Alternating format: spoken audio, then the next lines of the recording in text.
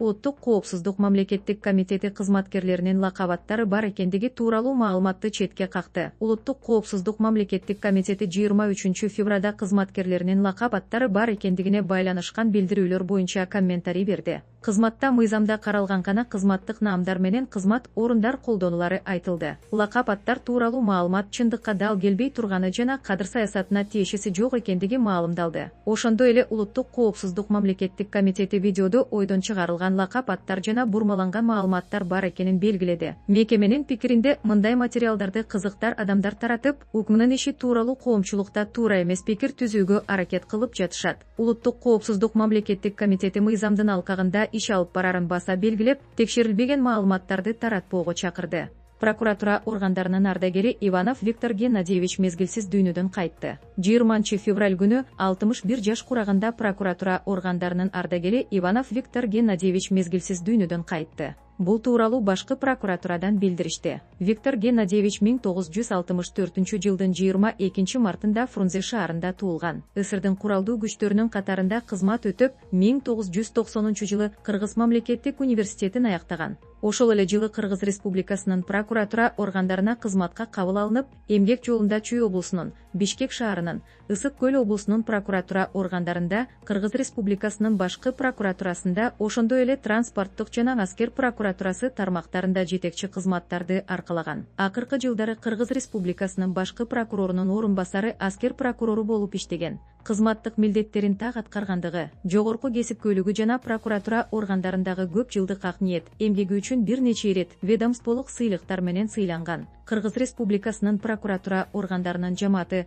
маркумдун үй бүлөсүнө, туугандарына жана жакындарына терең кайгыруу менен көңүл айтып, аза кайгысын тең бөлүшөт. Кыргызстан чет өлкөлөргө 6,2 тонна алтын сатты. 2025 жылдын 11 айында Кыргызстан чет өлкөлөргө жалпы суммасы $682 миң алты 2 тонна алтын экспорттоду. Декабрь айында алтын экспорттолгон эмес. Бул тууралуу Улуттук статистика комитети маалымдады. Ага ылайык алтын эң көп 3,9 тонна Швейцарияга сатылды. Улуу Британияга 2,1 тонна, Малайзияга 140, Түркияга 16 кг, ал эми Кытайга 200 грамм сатылган. Статком ошол эле учурда былтыр алтын экспорту 2024 жылга салыштырмалуу азайып, 79,5 түшкөнүн белгиледи. Жаратылыш ресурстары, экология жана техникалык көзөмөл министрлиги Кыргызстанда 2025 жылы 26 тонна алтын өндүрүү пландалганын билдирген. 2024 жылы 24 тонна, 2023 жылы 32 тонна алтын казылган. Сулайманов мандат тапшырганы. Интернетте тараган аудио тууралуу түшүндүрмө берди. Жогорку кеңештин мурдагы депутаты Кундузбек Сулайманов мандатын тапшырганы тууралуу 23 февралда Фейсбуктагы баракчасында түшүндүрмө берди. Ал соңку күндөрү социалдык тармактарда ар кандай пикирлер айтылып,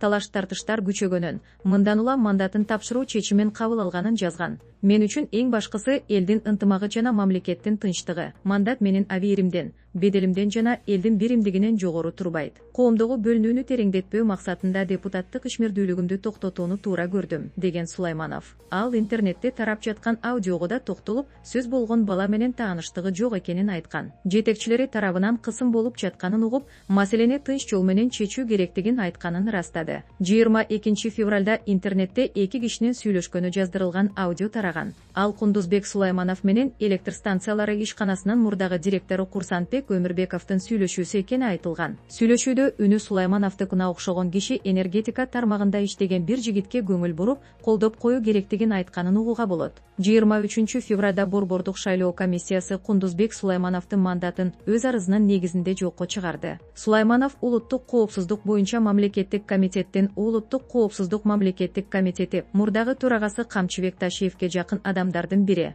Өткөн аптада ал мекенчил депутаттык тобунун жетекчилигинен кетип, ордуна жаңы гана мандат алган Талант Мамытов лидер болгон. Сулайманов ал учурда депутаттык мандатын тапшырбай турганын айткан. 3 февралда президент Садыр Жапаров айдоочуларды даярдоо боюнча жаңы өзгөртүүлөрдү сынга алган депутаттарды айыптап, популизмден алыс болууга чакырган. 4 февралда парламенттин жыйынында Кундузбек Сулайманов менчик автомектептердин маселесин айткан депутаттардын аракети популизм эмес экенин билдирген. 10 февралда Садыр Жапаров Камчыбек Ташиевдин министрлер кабинетинин төрагасынын орун басары Улуттук коопсуздук мамлекеттик комитетинин төрагасы кызматынан бошоткон. Германияда дарыланып жаткан учурда Камчыбек Ташиев Садыр Жапаровдун аны кызматтан алуу чечими өтө күтүүсүз болгонун билдирген. 13 февралда ал Бишкекке кайтып келип, 17 февралда кайра чет жакка чыгып кетти. Бирок кайсы өлкөгө жана эмне үчүн кеткени айтылган жок. Садыр Жапаров 16 февралда Кабар улуттук маалымат агенттигине курган маегинде Камчыбек Ташиевди кабыл алганын,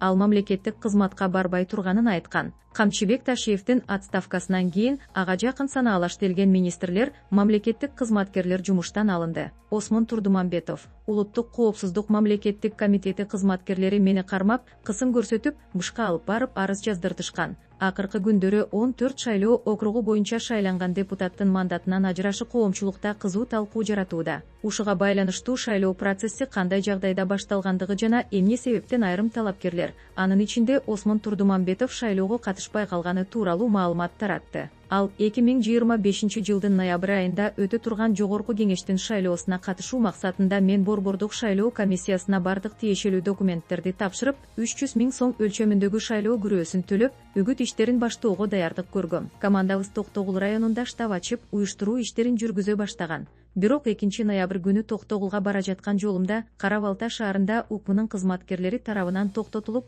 Бишкек шаарына жеткирилдим. Ал жерде мага кысым көрсөтүлүп, борбордук шайлоо комиссиясына алып барышып, шайлоого өз каалоом менен катышпайм деген мазмундагы арыз жаздырууга мажбурлашкан. Мындан тышкары, мага социалдык тармактарда, жана башка платформаларда бул тууралуу эч кандай маалымат жарыялабоо боюнча катуу эскертүү берилген. Ошол учурда тарапташтарыма жана үгүтчүлөрүмө карата да басым жасалышы мүмкүн экендигин көрүп, мыйзамдуу укуктарымды коргоо мүмкүнчүлүгү чектелүү экенин түшүнүп, сабыр кылууга аргасыз болгом. Бүгүнкү күндө мен жаран катары Кыргыз Республикасынын президенти Садыр Жапаров жана Кыргыз Республикасынын башкы прокуратурасынын атына расмий кайрылуу жолдодум. Кайрылууда менин конституциялык укуктарымдын бузулушу боюнча укуктук баа берилип, тиешелүү териштирүү жүргүзүлүшүн сурандым. Ошондой эле, бул окуяга байланыштуу айрым талапкерлер Борбиев, Сулайманов жана башка жарандардын мүмкүн болгон катышуусу мыйзам чегинде текшерилет деп ишенем. Тергөө жыйынтыгында бардык жагдайлар ачыкка чыгып, ким кандай роль ойногону аныкталат деген үмүттөмүн.